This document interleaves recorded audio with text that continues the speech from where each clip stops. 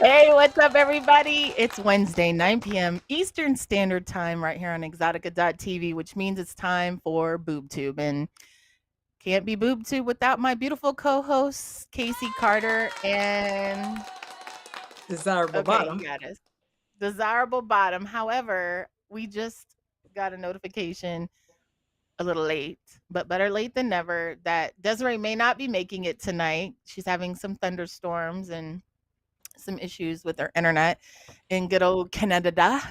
So maybe she'll show up, maybe she won't, but either way, we decided to jump on and still do our show tonight because we've missed some weeks. We miss you guys and we just wanted to be here for you. So this is a Yeah, little awkward. it is. I was gonna Hey, say Desiree. it's not quite the same It's not. without her. I mean, It just isn't. It feels weird. it So, does feel but weird. anyways, Anyway, welcome back, everybody. Or if you're here for the first time, give our channel a subscribe. Or if you're watching on Twitter, leave a like, comment, follow, all those good mhm, things. How's all, your all. week been, Casey? Um. So wow.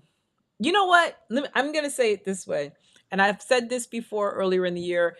The community that I work for switched companies, and my day-to-day experience has been really a lot better. Just my overall experience and happiness level has sort of skyrocketed, Your work life elevated. balance. Let's just say not even so much the work life balance, but just the happiness quotient has gone up. And so um there's something to be said for not necessarily being stress free, because I don't think you can live a life that's stress free, but being able to manage the stress and still find happiness in all of it. That's the space that I am presently holding, and I am enjoying it. I'm as I keep making jokes about this, but I keep saying, I'm out in the street. The reason I make that statement the way I do is because for a long time, I would literally come home from work mentally, physically, and emotionally exhausted from my day job. I would pour some adult beverage of some kind, get in the bed, and go to sleep until the next day when I had to do it all over again. Now, I still have the same job, but I'm in such a better place that I go outside and I'm hanging out and I'm out there, enjoying life, because also being 56, you realize if I don't get out there and enjoy it, I'm going to lose the opportunity to enjoy it. So, Right. doing all of this, like literally, as a matter of fact, Kari, when you chimed in, I had literally just got off of doing Casey at Night. There was a time I would not have had the energy to do Casey at Night and to jump on and do Boob Tube. So I sacrificed Casey at Night to give Boob Tube the energy, because I was doing that with you and Desi. And so now, I look forward to doing both. It actually brings me joy and gives me life to be able to do both of those things. So that was a whole lot of talking. I didn't mean to say that much, y'all. I'm sorry. It's okay. I also feel like you get to a certain age and a certain space in your life where you can, I don't want to say necessarily control what stresses you, but like a Mhm. lot less can stress you. And so for me, I 1000% feel you on, I have a little bit more control over my workspace and in Right. my environment. I don't work directly with people in my office, like I work from home. And, if I don't want to talk to someone, I just don't take their call. But I also have learned better ways of like, what's up, Broadway? Hello, Jason. We see you guys in the chat. I've also just learned to like not assess the situation until it's in the moment, because I feel like a lot of things were kind of, I gave myself anxiety because Right. I was anticipating the Anticip worst. And Yes. so I feel you on that work environment thing, and I am learning how to deprogram yourself from life traumas and like fight or flight type mode, and Mhm. learning how to just kind of Be in the sit moment. sit in the discomfort Yeah. and allow things to happen, because I'm very much like, I've lived a long life of like trying to protect my heart and Mhm.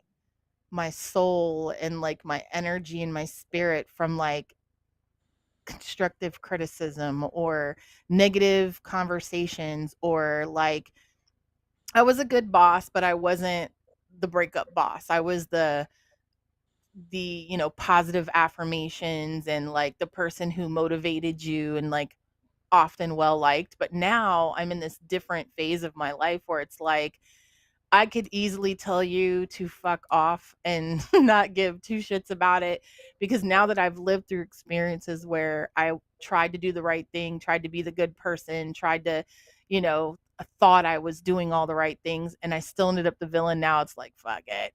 I'm the villain. I'll be the villain. And it Right. it it just takes away the anxiety of like, I Trying don't to avoid care what it. you think about me. I don't Yeah. care what you feel about me. Fuck your Mhm. feelings. So And congratulations to being in better spaces. and here's what's funny about this statement that you made about fuck your feelings is the statement, like for me, the statement isn't made to shit on people. It's made more so to say, you know what? I have to stop prioritizing your feelings over mine. My Yes. feelings need to be my priority and not even have to apologize so much um, for my presence being a problem for you. Like if I don't come out my face and say something rude or disrespectful, we shouldn't have any problems, right? Like my physical presence in the space should not be an issue for you. Because if it Right. is, it's you, not me. Right. If I Yeah. don't disrespect you, we should have no problems, none whatsoever. Right. Right. Exactly. But in the Exactly. meantime, in the past, I'm too worried about, well, what if I'm, there and Or for me, like when it comes to sensitive subject matters, like how I'm being perceived, or do you understand where I'm coming from? Now I'm just like, I don't fucking care. because If it's you don't know me well enough to yeah, know that I don't come from a place of ill will or ill intention, or or maybe I just don't know any different. Like, I have a different experience with life. I have different, you know what I mean? Like, and we so all do. So we got to right. give each other grace. So, like, for instance, we've talked about this before where someone called me racist, and I was like, "What? Me?" And I was like, "So let's take me back to this situation. Like, what did I say? What did I do?" Come to Mhm. find out, it was something that was totally misconstrued. It's not what my actual statement meant. It's how they perceived it. And of course, they perceived it the way they wanted to perceive it, because then they could whip it around and then point the finger back at me. And it was like, whoa. And so when we broke it down and got down to the gist of everything, it turns out it was just misconstrued. Like, they took it the way they wanted to take it. And And I that was like, so, and I'm like, so it is what it is. You're the only person who felt that way. And you're arguing your point as if to imply that just because that's how you felt in that moment, that that's how I intended it. And it's like, that's not what I meant at all. So I totally am now in this space where I'm just like, I'm going to say it. It's going to come out however it's going to come out. People are going to perceive it how they want to perceive it. It's the right. internet. People love the drama. So they love to take things. And in And fact, I was watching something on TikTok today, and the girl says, nobody on the internet owes you anything. Their private information, transparency, authenticity, they don't owe you anything. And if they choose to share something, then that's their choice. right. But nobody owes you anything. And I was like, yo, that's so deep, so powerful, and so true. It is. It is. Especially when we base so much of how we perceive the world now on what we see on social media. And but anyway, Anyways, that's not what we're here for, y'all. Thank you for listening to our TED Talk for 14 minutes. But your girl and I have a little bit of TV to talk about. yeah. Oh, and I went to the movies. What? What'd you go see? Superman. How was it? I'll let you go first. Oh, wah, wah, wah. Yeah, I saw the reviews. I saw a lot of people complaining about it. I watched. Okay, so I don't know if you guys get these emails from your streaming providers, but I have a lot of streaming providers that I subscribe to. And so I get a lot of emails. And Amazon Prime was like, you have a lot of unused benefits and you're not watching your Amazon Prime, which I found a little bit creepy. Like, dude, you're clocking me now, but clock it. I'm glad that they told me to go take my ass back to Video Prime. And I watched two really good movies. What'd you The say? first one we're going to start off with stars Viola Davis as the President of the United States, I saw that. G20. I saw And it that. was good because she was badass. I saw She that. was badass.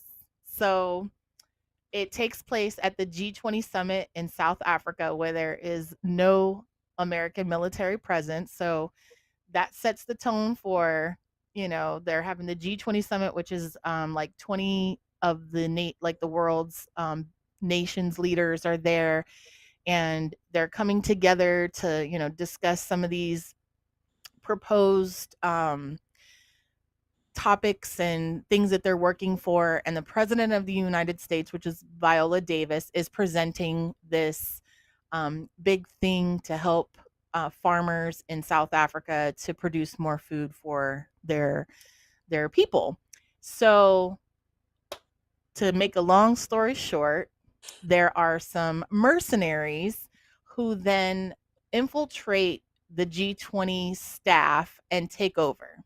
And they want the president of the United States, because the most powerful person in the world and the most influential person, they want her so that they can leverage her capture and make everybody else do what they What they wanted them want. to do. Now, Mhm. mind you, what was even more interesting about this movie is that they make each of the leaders talk into this AI program so that it picks up their voice, and then they create deep fakes so that they can put it out into the world with these alleged conversations about what their intentions are with the G20 summit. So I set the tone. Viola Davis is ex military Mhm. and she is badass. Mhm. So Mhm. Anthony Anderson plays a serious role as the husband, which I was like, this is different, but okay, I'll take it. And of course, she has a super, super intelligent teenage daughter who manages to escape the White House and Secret As Service as they all do. and turns out to be the super whiz that saves the day.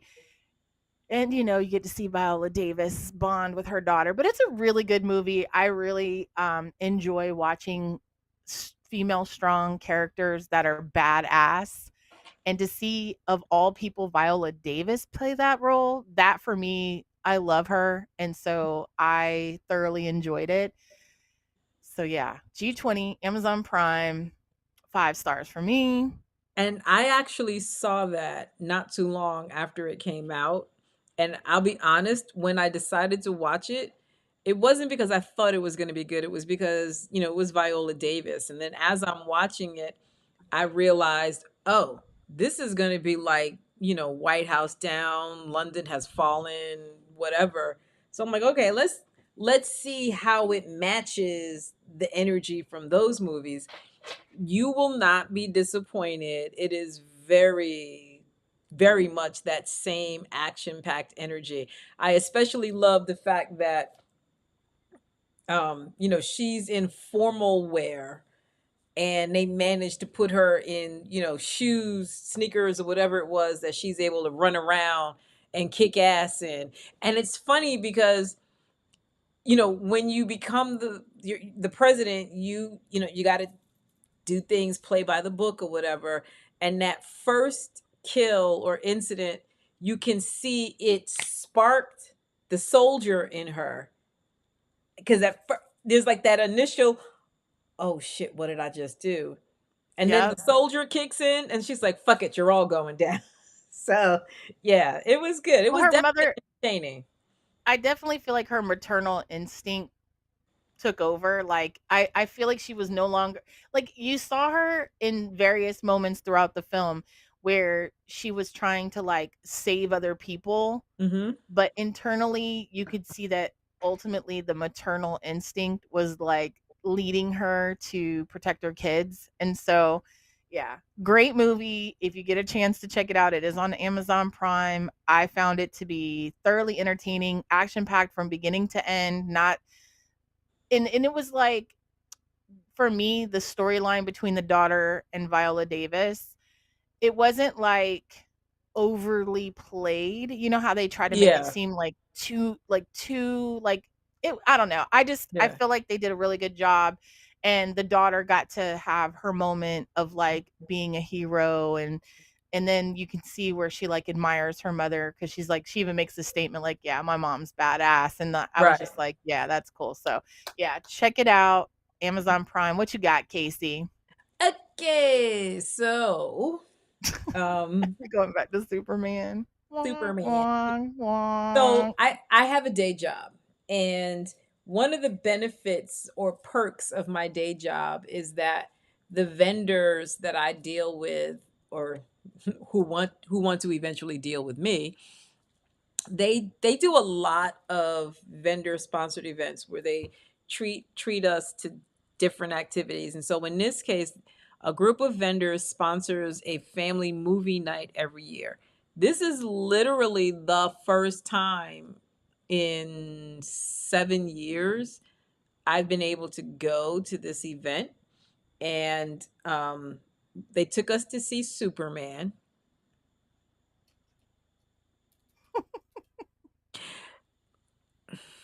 All right, so I'm grown as fuck. I'm old enough to know when Christopher Reeves became the movie Superman. I'm also old enough to know to have watched the Superman that was in black and white. And I think I'm trying to remember. I think that the guy who played that Superman, I think his last name was also Reeves or whatever it was. I grew up watching the black and white Superman on TV. Christopher Reeves as Superman, Gene Hackman as Lex Luthor, and all of that. Like, that's my Superman experience. I've seen all the Supermans where, you're like, ooh, that guy shouldn't have been Superman. Like, you know what I'm saying? Like, I've seen enough of them to have opinion about this one. This is the Mm-hmm. most punk ass Superman I've ever seen. And I was warned that this was going to be a punk ass Superman. So this Superman is such a motherfucking punk. And forgive my language or not, I don't care. But he's such a punk that he gets his butt kicked from the very beginning of the movie to the very end of the movie. His butt gets kicked so hard that they do a scroll, right? Like, kind of one of those Star Wars where they give you all of this context right in the very beginning of the movie. They're telling you he's getting his butt kicked from this side of the world to that side of the world. And so, after they do their whole little scroll, whatever, you see him land, like crash land in an icy area because, he's got the Fortress of Solitude in the Arctic, or wherever the hell it is. And he lands, but apparently he didn't get close enough to where he should have been. So he calls for the super dog, and the super dog comes, and the dog, they tell you don't work with kids and animals. Yeah, the dog steals the show in this movie. Straight up steals the show. So, yeah, Charles, I'm with you. I'm with you, Charles. So, the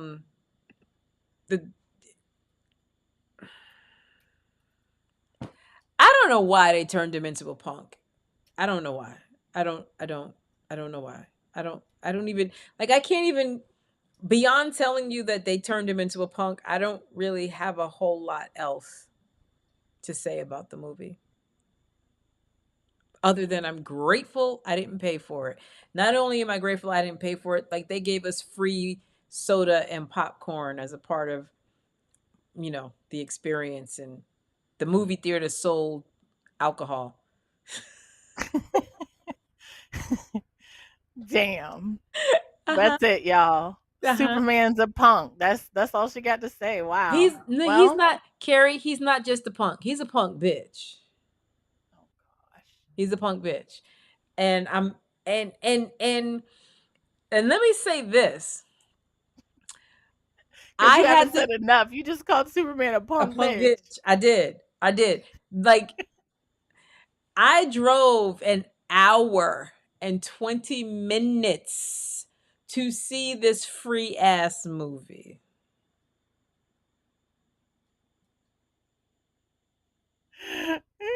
You can't get Hour that hour 20 and minutes. 20 minutes back.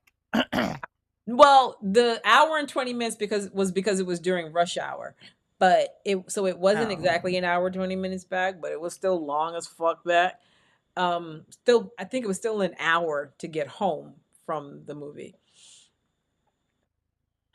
I don't even know what Well, to tell y'all. I don't even know what to tell y'all. Like don't I, see it. I That's am that's what you should be telling us is don't go don't see say it. It's not worth your wait, time. wait Let it for wait it till it to comes out on streams. streaming. Right. I was gonna say, Yeah. because here's the thing. I'm gonna tell you straight up, every day, all day, I am a Marvel fan over a DC fan. But I don't have anything against the DC. Like I love a good Batman. I grew up watching Justice League cartoons, as a kid or Mhm. whatever. I love a superhero movie. I am here every day, all day for a superhero movie. Why you gotta make Superman the Man of Steel, you know, can leap a tall building in a single bound, can, whatever the rest of that whatever is. Why did you turn him into a punk bitch? Like, were you so, were you like, was the criticism so serious over turning him dark that you swung the pendulum so far the other way that now he's a pussy who gets his ass kicked? Like, I don't get it. Oh, and then Superdog. So like towards the end of the movie, the he goes out of his way to protect, like it's like what's his face, Keanu Reeves with the dog. Like you fuck with the dog and he's gonna fuck with you. Like that seems to be the only motivator for him, is messing with the dog, right? Turns out the dog ain't even his. The dog belongs to Supergirl. And then you find out Supergirl, the reason he's dog sitting is because Supergirl was busy planet hopping in other universes, because in our universe where we have the yellow sun, she can't get drunk. So she got to go somewhere else where they don't have the yellow sun. I'm like, "What? We just we just going to throw that out there like that?" Okay. Okay. So, yeah. Ay ay ay. So I watched another movie on Amazon Prime. Again, they sent me the notification. I'm not using all my benefits. So I decided to check out what was new on Prime. And there was a movie that interested me called Drop. Okay. And basically, it's this single mom meets this guy on like Tinder and they go on a date. She gets to the restaurant and she starts getting these airdrops. Except they call it like Giggy Drop, or like they give it Mhm. like a app name or whatever, and apparently it's like all the rage with the kids. And so it starts out as like memes and jokes that are kind of like personal, but haven't like it just seems like it's a funny joke, right? Like how people just take pictures and then they make memes or whatever. So that's what it seems like, right? But as the evening progresses, very quickly the memes become I know, like kind of like I know what you did last summer. and are like, check your cameras at home. So she checks her cameras at home, and there's a strange masked man In her inside house? of her home, in her house. Mind you, she's on a date, and they're telling her, don't say anything to anyone. Do not let your date know what's going on, blah, blah, blah, blah, blah. All in this bizarre, and this, every time I see a movie like this, it makes me think to myself, if a person commits a crime under distress, like let's say someone kidnaps your kid and they're like, you better do this or I'm going to kill your kid. Mm-hmm. I personally don't, it becomes kind of like this weird situation of like, am I really committing the crime as a person who's a criminal, or am I committing the crime because someone that I care about Right, could right, potentially die? The circumstances are different. You know what I mean? Like, am right, I right, robbing a right. The bank because I want to get motivation is right? The different. motivation is like, do you really have a choice? Like, could I live with myself knowing that, my daughter's being held captive and I'm being told to kill my date or they're going to kill my kid? Like, Mm, and you're just watching this date progress, and she's obviously acting completely crazy because things are just like happening, and she's, things are out of her control or whatever. Anyways, it's a cute, suspenseful, and it's just interesting watching how she's trying to figure out like who it is that is sending her the airdrops, and how she kind of goes through the process of elimination mm. and then eventually figures it out. So, yeah, and then why they're doing this is like even, the bigger plot twist. Okay. But it just, for me, like movies like this, always like watching Animal Kingdom and thinking to myself, like, would are they criminals? Absolutely 100% yes. Did they have to commit those crimes? No, they didn't. Did they do them because they were exciting, fun, and they walked away with, millions of dollars? Yes. This circumstance, I'm thinking to myself, if someone was to, put me in a similar predicament, which you better not ever do that to me.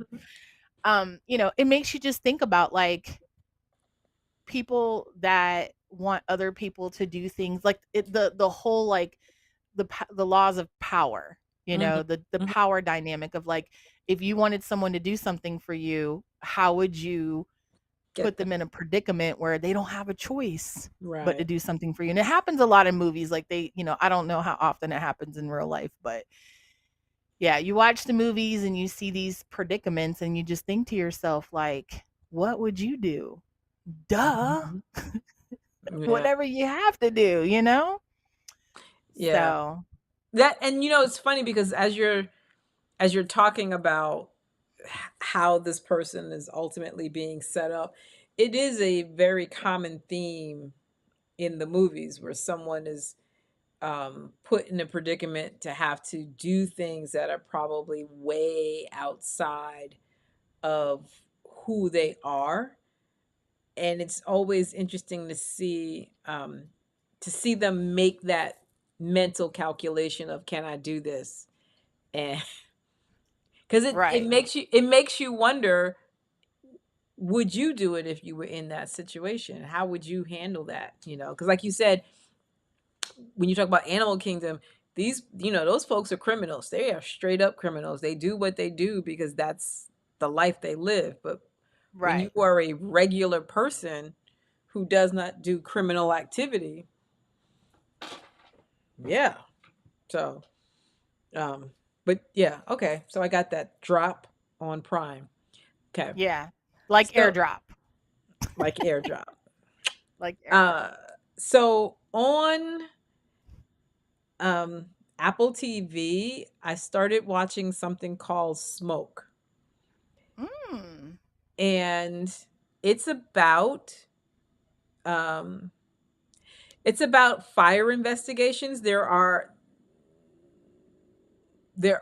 arsonists in this movie that are they're starting fires. I don't Simultaneously is not the right word, but there are two different arsonists who are starting fires, let's just say from a time period at the same time, meaning this particular city town has two arsonists with two different patterns for the fires that they start. Right. And it's, I've only really gotten through 2 episodes, not gonna lie. But what I'm fascinated by is the fact that it's two different arsonists who appear to not be connected, who live two very distinct different lives, and have seem to have two different styles for how they do what they do in terms of the fires they start. So for example, one of the fires, the gentleman who started the fire, he was at a bar. There was a couple at this table who, I guess they had had a kid, and this was one of their first times out since having the kid. So they were having a good time, laughing. They were out with their friends. You could tell that they were having a good time. They were talking loud enough for him to hear, and he was, sitting at the bar close enough that he could hear their conversation. They never interacted with each other, the arsonist and this couple, and the people at the table with the couple never interacted with each other. So there was never like a negative exchange that would make you think, okay, that's why he did what he did. But he ultimately follows this couple home and then starts a fire at their house. And the fire takes off so fast that when the husband, works to get the family out, he ends up getting burns. And apparently his burns are enough that he's going to be physically scarred for the rest of his life. And you see the arsonist standing outside watching the fire, excited about the fire. And the guy, he's, when you see him in his real life, he's a little weird, he's a little off. He definitely does a lot to stay under the radar, and you're like, oh, okay. There's no understanding of why he chose this couple to burn their home and basically put the family at risk because they had like little kids, very young kids. And then the other arsonist, they show him having gone into a supermarket and setting something up in the supermarket. And I think this person, they like will set a fire over here, get that fire going, which then draws the fire department. But then there's another area that he has rigged to ignite as well, which in some ways traps the first responders. And you're like, okay. And again, these two arsonists are doing what they're doing at the same time. So it's not like one is a copycat of the other. They both have unique signatures for how they do what they do. Now, having said that, that in and of itself was interesting to me because in most movies where there's an arsonist, there's always one arsonist. And if anything, multiple arsonists, there's a copycat. But there's always like one motivating whatever. So it's interesting to have two different people with two different styles existing in the same area.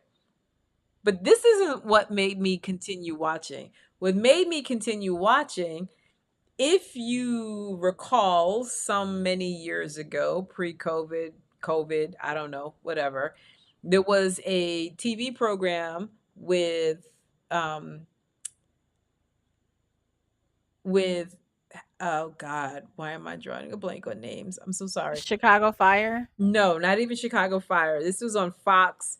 It had Taraji and come on, girl, you know this. You know this. Empire. Empire. Smollett. Oh Jesse Smollett. yes, Jesse Smollett. He was It's just got his. on one of the TikToks that I was watching. It's got his sister in it, and Oh, Journey. Bernie, yeah. And so it's quite interesting because Journey has a backstory of some shit she's working through. And the guy that they paired her with, like she's an actual police officer. then they paired her with a firefighter to investigate these fires. And he's busy, writing a book using his experience with the fires. It's very, very interesting from that perspective. And as I'm watching her in this, she's really very talented. Like, no shit, no shade. She's very talented as an actress. But all I can think is, have I not seen you in a while because you had to let the shit with your brother die down? Like, what have you been doing since that moment in time? Because Now, she also had some kids. it's him, her, and there was another sibling, I thought, that was trying to jumpstart a career. So yeah, Smoke on Apple TV, worth peeping. Definitely worth peeping. Yeah, it just came up on her list of things that she's working on. So I had the pleasure of making my way to Paramount Plus to watch Dexter Resurrection. Okay. Only the first 2 episodes are out currently, and basically it starts with, you know, he's in a coma, and what is really cool about it though, which I effing love the people that do Dexter. I think that they just know how to tap on the things that are going to make people watch. And one of the things that they do is they bring back Dokes. So Dokes is haunting Dexter because he's been in this Wow. coma. So Dokes is back. Batista's back. Well, Batista's still alive. So because he was investigating LaGuerta's Death. murder, Yeah. her death. And so Batista's back, still on his trail, on Dexter's trail. And so basically what's happening is the son took off to New York City because Iron Lake is not far from New York City. So he takes off to New York City. He's working in a hotel, and in the first episode or two, he commits a 187. He does the deed, and Murder, it's death, basic kill. murder, death, kill. So basically, what happens is he meets this woman, and she's like, yeah, I'm here for a news conference or whatever. And so later, this rich guy that's like, yeah, thanks for helping me with this, Harrison, blah blah blah blah, ends up giving her the date rape drug, and he's asking Dexter to help him get the woman to his room. In the meantime, between time, Harrison figures out that he has drugged the woman and what his intentions are. And come to find out, he is one of those rich kids that gets off on everything because his family has money, and he's a repeat offender in this predatory behavior. And so he helps get the girl into the room, locks the door, and then proceeds to beat him to death with the top of the toilet, the top of the tank, Yeah, yeah. and Oh, wow. cleans it Okay. up almost to a T. Now, Dexter comes out of his coma and is like, I need to find my son. He hears about what happens in New York City and finds Harrison. And now he's like like he's in the area, like he's following Harrison, but he doesn't want Harrison to know that he's there because he's like, I feel like me being in his life is more complicated than if I wasn't.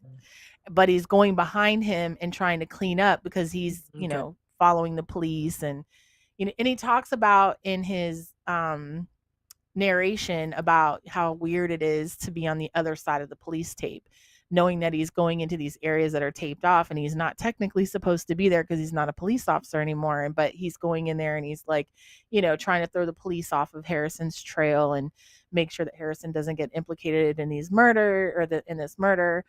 And it's just interesting watching Dexter try to protect Harrison without Harrison knowing. And his like the father's back, so he's like talking to the dad, and he's like, I'm trying to do this for the betterment of my son, which in fact he was just going to stay away. And then the father's like, no, your son needs you in his life. So like it's so interesting how Dexter has these like mental relationships and conversations with people that aren't there. Right. And so, in Iron Lake, his sister was Deborah, was the person that was influencing and having those conversations with him from beyond, the Hmm. dead.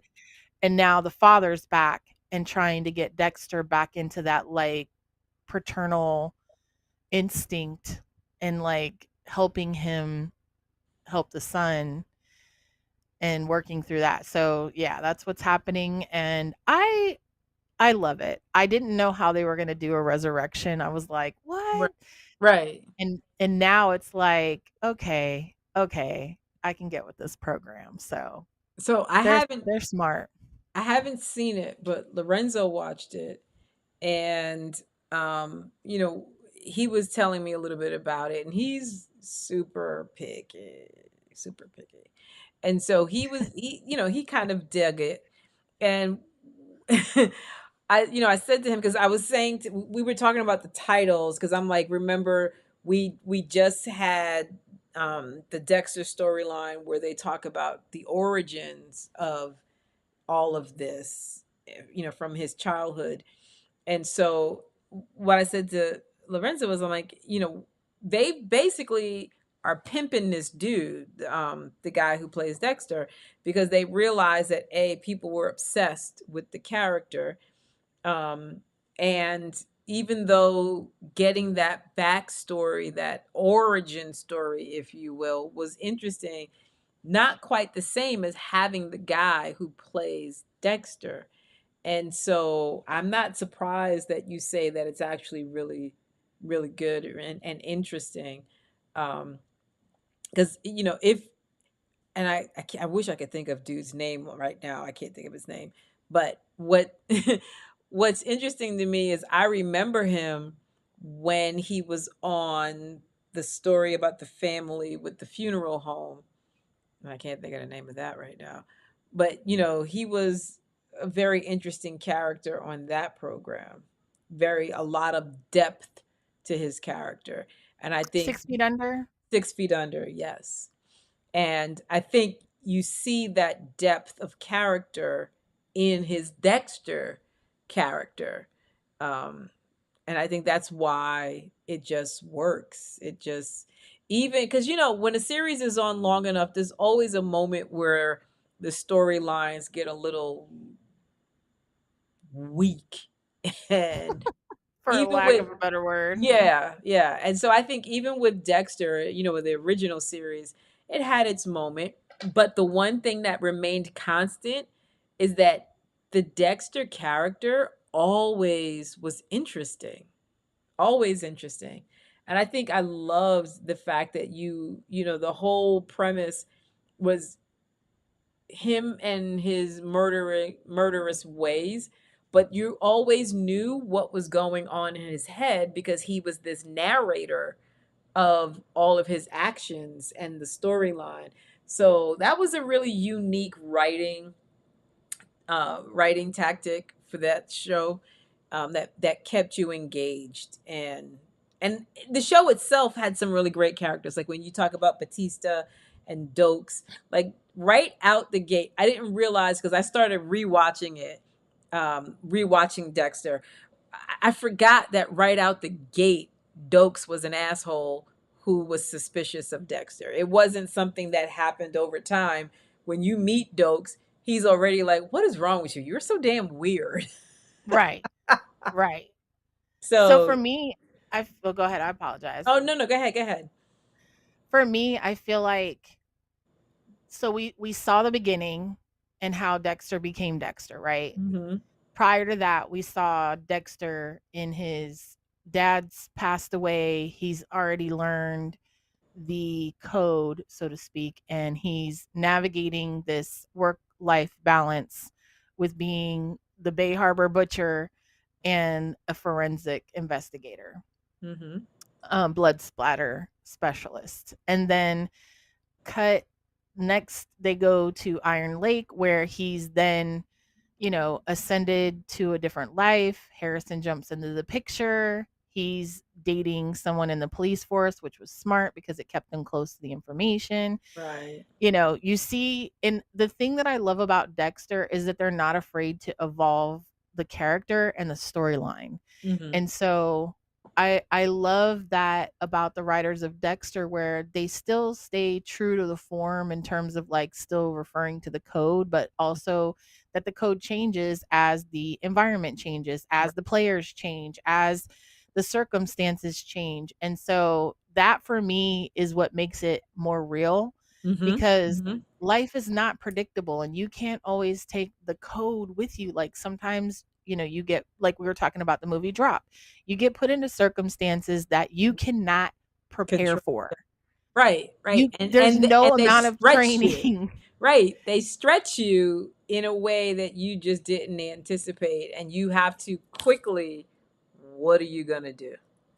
Right. And so in this situation, it's, you see Dexter in this like, not, I don't want to say confusing, but in this like realizing that him being a part of people's lives has probably, because that's what he says through his narration, is like the killing wasn't the problem. The problem was when he tried to live a regular life and had the two coexist.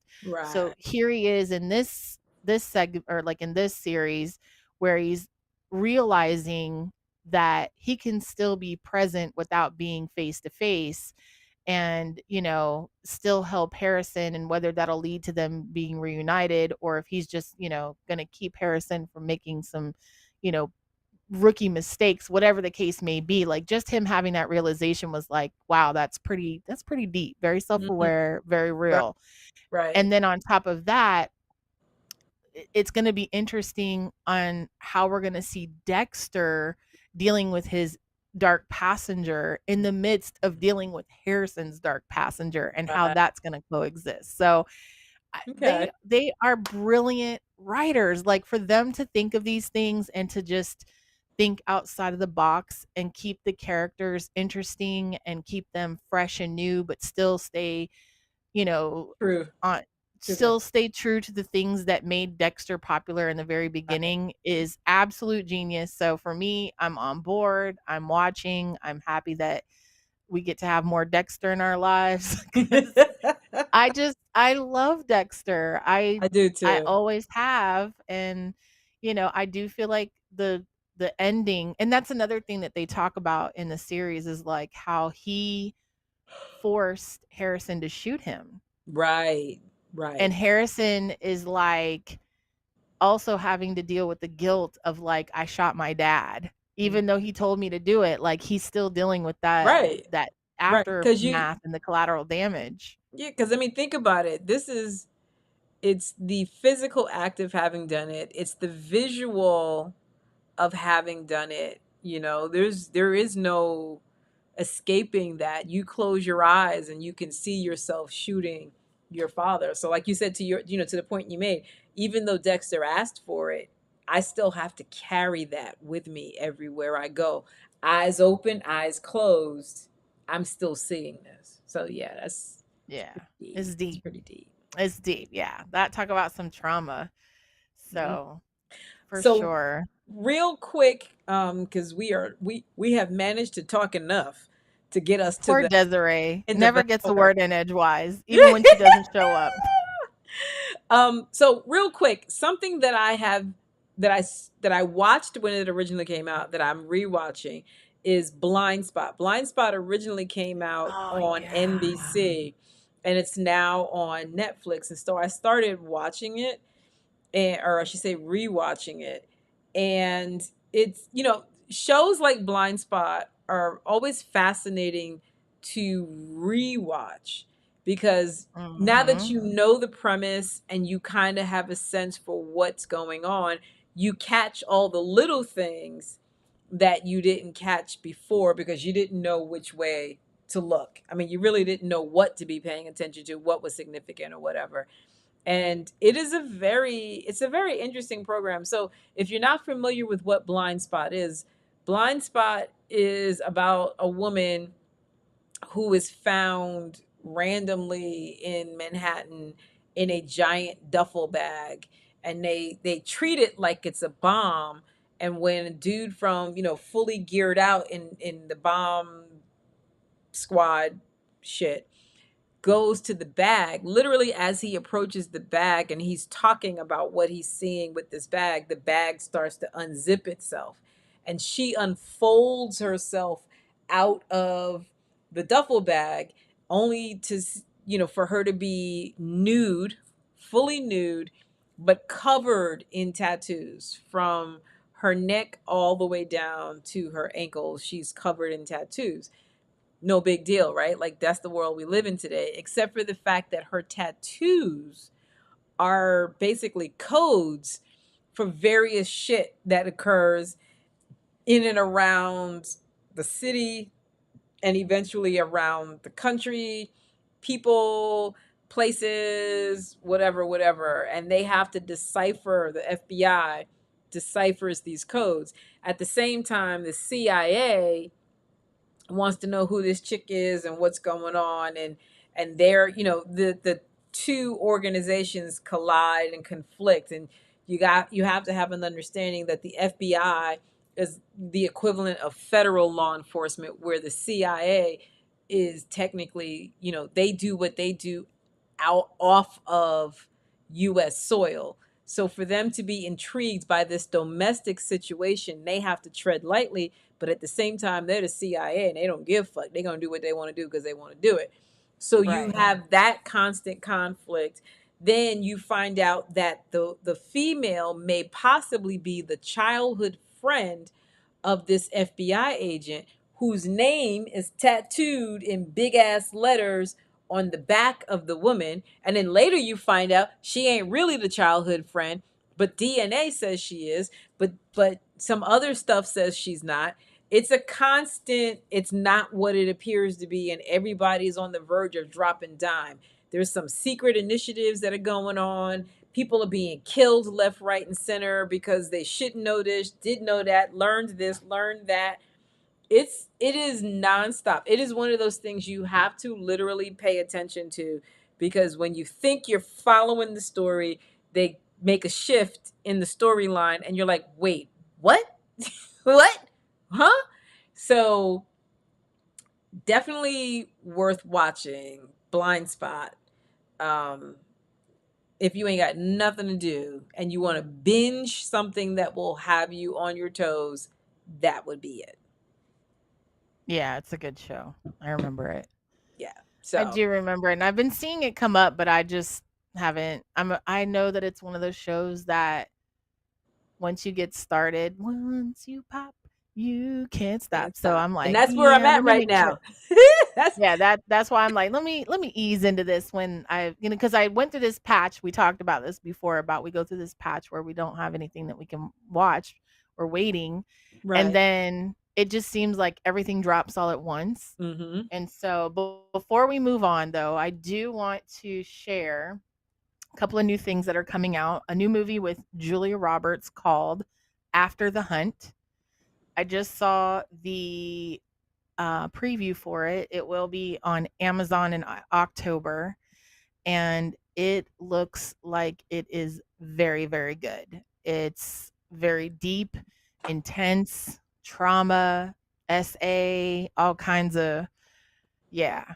And it looks like it's like kind of like one of those psychological thrillers where they implant multiple scenarios and you kind of have to gauge which one is right, and then it probably comes out to the end where there's like a little bit of truth from each of them, but all of them are not really, you know what I mean? Like, I love Yeah. those kind of stories where you think you know but you don't. And so that looks really good. Also, The Pickup with Eddie Murphy is Mm. coming out, and also I believe that's on Amazon, and it's a movie where he's like getting ready to retire. He's on his last shift. It's kind of like, I don't know if they're Amazon or UPS or whatever, but Mm-hmm. they end up, meeting this lovely lady, and then turns out she's a thief, and she takes over their truck, and he's just trying to get home to his wife so they can go on their retirement anniversary vacation or whatever. And of Okay. course, bum bum bum, So we'll see. Eddie Murphy, I liked him in the Axel Foley movie, but I feel like he's just, I don't know, not as funny as he used to be. He's not. And I I love him. hate to say that. Me I know too. I don't I want to love say him. That that. part don't that part won't change. But yeah, no. No, not as mm-mm. Oh, My one of my favorite movies is with Eddie Murphy. Real quick, Boomerang. yeah. We briefly mentioned Boomerang on Casey at Night. Yeah, that is classic. Classic. Classic.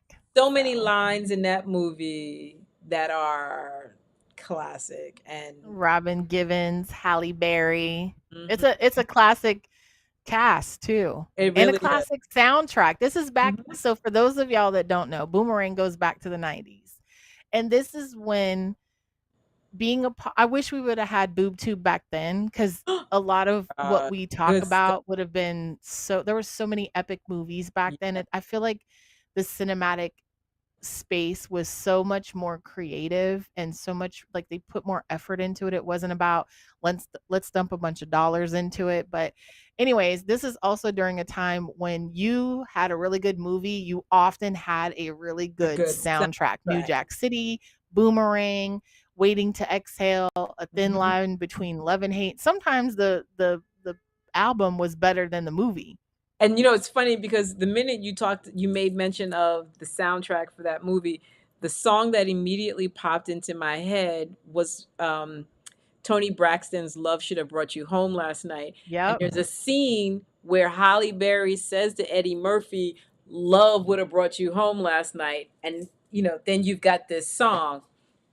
So yeah, they man, movies back then, to your point, Carrie, movies and soundtracks went hand in hand, hand in hand. Can Like, we get back to those days? Like, can we just go back to soundtracks that, you man, know, I feel like we were so like the way that there was a harmonious connection between film, music, music, the yeah, artists. You know what I mean? Like that's a great I don't know, connection. I miss that era. I really do. Yeah, Let's go I back. feel you. I feel you. And Let's one, go let me back. and let me say this before we switch over to all our promos. So the same day that I went to see Superman, my parents went to see Jurassic Park. I told you Superman wasn't shit. They said Jurassic Park wasn't shit. So Oh, so it was just a wasn't shit kind of movie scenario. yeah, because they were like the dinosaurs were good, but the movie was bad. Mm. Yeah. So The commercial didn't look very enticing to me. okay. They Well, need Jeff Goldblum. They need to bring back some of their other Jeff characters. I don't know. We'll Goldblum. see. Yeah. But with that being said, ladies and That's gentlemen, it. it's been an hour. Yeah, we've, it has. we've been running our mouths for an hour. And of course, every Wednesday at 9 p.m. Eastern Standard Time, you can go to EXXXOTICA.tv and find us running our mouths again for yet another hour. Except there's three of us: Desiree, Desirable Bottom, Casey Carter, and myself, Carrie Anthony. And it's right here on YouTube. You can also find it on Twitter. And if seeing us on your screen isn't enough, you can come and see us in person October 24th to the 26th in Edison, New Jersey, December 5th through the 7th in Washington, D.C., which is my backyard. Go to exoticaexpo.com. Fridays are Ladies Free Friday. Sign up for your free tickets, ladies. And gentlemen, this is a great birthday gift, anniversary gift. Maybe take someone on a third, fourth, fifth, maybe first date. I don't know. But yeah, take somebody to Exotica Expo and you will have the time of your life. And there's our pink boxes. And even though Desiree's not here to point at hers, I'll point at hers for us. So we'll just do two. So, follow all of us on our social media. We love to interact with you. We love your comments. We love your likes and follows and retweets and all the stuff that you guys do on social media. So give us a follow, send us a tweet. As you saw Jason say in the chat, we respond and We like the respond posts. Yeah. eventually, Thank you, sometime. Jason. We try. We try. No, We we try no, to be we get social there. present. We get there. We get there. Trust, we do. We do. We might not check it for a couple weeks, but That's what I'm saying right there. whoopsies. That's what But I'm saying. yeah, definitely hit us up on social media. We love hearing from you guys. We love to hear what you're watching on streaming services, any movies that you've seen, anything that you suggest or things that you don't suggest. We love to hear from you. All So of it, all of it. through all of it, we love you too, Jason. Thank you, Charles White, Akash, and everybody else in the YouTube comment section. We appreciate you guys. So until next time, back to you, Casey. Peace out. Miss you, Peace, Desi. love. Bye, Desi. We miss you.